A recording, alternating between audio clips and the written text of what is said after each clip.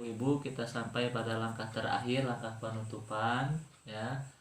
Ibu-ibu semua, anak-anak kita adalah anugerah dari Allah Subhanahu wa taala ya, yang mana harus kita jaga, harus kita didik dengan penuh amanah dan kasih sayang ya. Tidak seharusnya kita sebagai orang tua menelantarkan atau bahkan mengeksploitasi anak-anak kita supaya mereka menghasilkan uang ya, karena sejatinya anak-anak kita itu, terutama yang masih kecil, mereka membutuhkan bermain bersama teman-temannya dan belajar di sekolah ya. Jangan sampai kita merenggut masa keemasan mereka, karena itu akan membekas sampai mereka dewasa nanti, Ibu ya.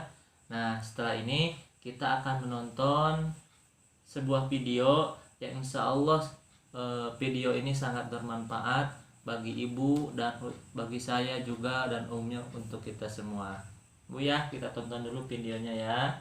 Nih. Oke, kita lihat videonya, Bu.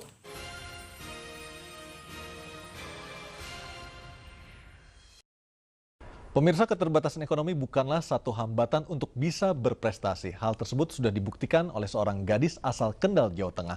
Anak seorang tukang beca ini menjadi wisudawan terbaik dengan IPK nyaris sempurna, yakni mencapai 3,96.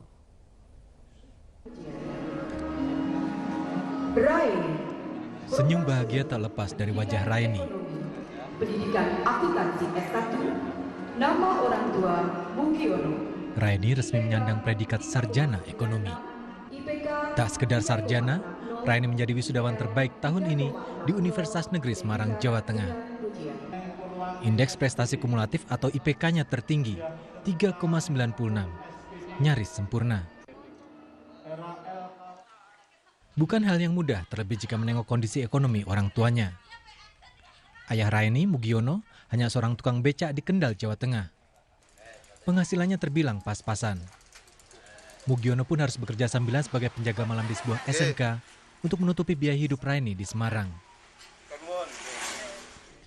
Pengorbanan yang berbuah manis bagi pasangan Mugiono dan Sujama.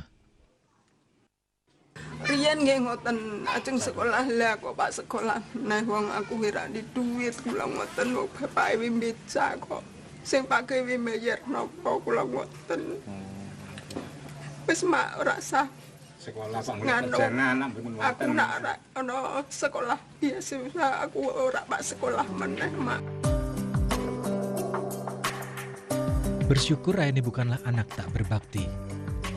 Dara berusia 21 tahun ini tak pernah malu mengakui bahwa orang tuanya, seorang tukang becak, berhasil membawanya menjadi seorang sarjana. Bahwa keterbatasan ekonomi bukan merupakan penghalang, tetapi justru itu yang membuat kita untuk semakin lebih bersemangat, bahwa membuktikan bahwa kita bisa seperti yang lainnya. Raini pun sangat bangga pada orang tuanya. Seorang tukang becak yang gigih berjuang demi masa depan buah hati mereka. Raini seolah memberikan pesan bahwa keterbatasan ekonomi bukanlah penghalang untuk berprestasi dan mengenyam pendidikan setinggi mungkin. Dari Semarang dan Kendal, Jawa Tengah, Kristadi dan Edi Praitno melaporkan. Dari film tersebut kita dapat mengambil sebuah pelajaran, sebuah inspirasi untuk kita semua, bahwa keterbatasan ekonomi tidak membuat kita putus asa. Seorang tukang becak itu bahkan ya bisa menyekolahkan, menguliahkan anaknya menjadi lulusan terbaik bahkan. Ya, itu menjadi pelajaran kita bahwa keadaan ekonomi yang terbatas, keadaan ekonomi yang bisa dibilang kurang itu tidak menyurutkan tekad orang tua untuk mendidik dan memajukan anaknya untuk bisa menjadi lebih baik ya daripada orang tuanya.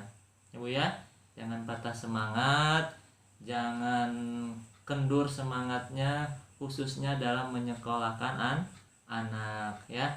Itu pelajaran, salah satu pelajaran yang bisa kita ambil dari film yang kita tonton tadi Insya Allah semangat ya Bu ya. Oke. Nah ibu-ibu, terakhir dari pembelajaran ini, ibu-ibu harus mengingat hal-hal yang penting dari pembelajaran ini. Di antaranya yang ada di flipchart tadi ya, yang kita baca tadi. Yang pertama apa Bu, masih ingat gak? Tidak memenuhi hak anak adalah merupakan tergolong penelantaran ya. Yang kedua, sebagai orang tua kita harus melakukan pencegahan terhadap penelantaran ya. Yang ketiga, segala bentuk pemanfaatan anak untuk mendapat keuntungan materi ya maupun bukan materi itu merupakan eksploitasi anak. Yang terakhir, orang tua wajib melakukan pencegahan terhadap eksploitasi ya. Jadi kita sebagai orang tua harus bisa mencegah Bu ya, harus bisa mencegah perbuatan penelantaran dan eksploitasi anak.